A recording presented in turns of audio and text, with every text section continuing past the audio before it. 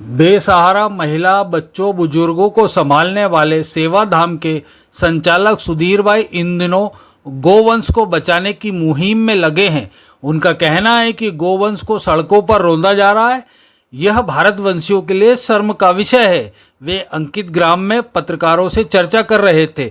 उनका कहना है कि उनके आश्रम में 100 से ज़्यादा गोवंश का पालन पोषण किया जा रहा है। सुधीर भाई ने मुख्यमंत्री मोहन यादव से मांग करते हुए कहा कि प्रदेश में उज्जैन की गौशालाओं के लिए चरनोई और कब्जा की गई जमीन को मुक्त करवाकर गौशाला को राजस्थान की तर्ज पर सौंपा जाए। राजस्थान में गौशालाओं के पास कई एकड़ जमीनें जहां गोवंश का पालन पोषण किया जा रहा है। इसके साथ ही उन्होंने गोवंश के संरक्षण के लिए कड़ा कानून लाए जाने की वकालत की। से सवासों के बीच गौवंशों का संरक्षण होता है। अंकित ग्राम सेवाधाम आश्रम में 100 से 125 के बीच गौ वंश का संरक्षण होता है। हम और ज़्यादा भी रखना चाहते हैं, लेकिन हमारे पास इसके लिए संसाधनों की कमी है, जमीन की कमी है।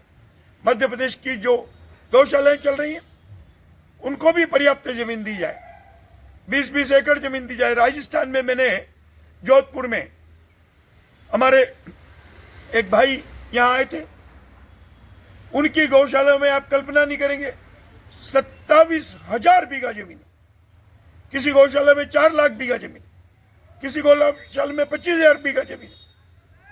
तो सरकार को भी चाहिए कि गौवंश के लिए जो रोकी हुई जमीन है, कब्जा की हुई जमीन है, वो मुक्त करवाए और चरनोई की जमीन को मुक्त करवाए और ये गौवंश के लिए आवंटित कराए। देखने में, पढ़ने में, सुनने में आ रहा है हमारा गौवंश जिस पर हमें अभिमान है, गर्व है, जिसके कारण हमारा अस्तित्व है, क्योंकि हम गोवंश का संरक्षण नहीं कर रहे हैं, गोवंश हमारा संरक्षण कर रहा है।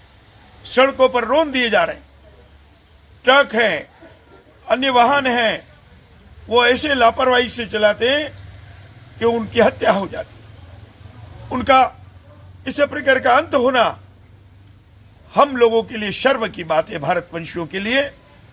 इसलिए मेरा कहना है हमारे प्रदेश के यदुवंशी यशस्वी माननीय मुख्यमंत्री जी जो भी गौ हत्या इस प्रकार का करेगा उसके ऊपर सख्त से सख्त नियम बनाए।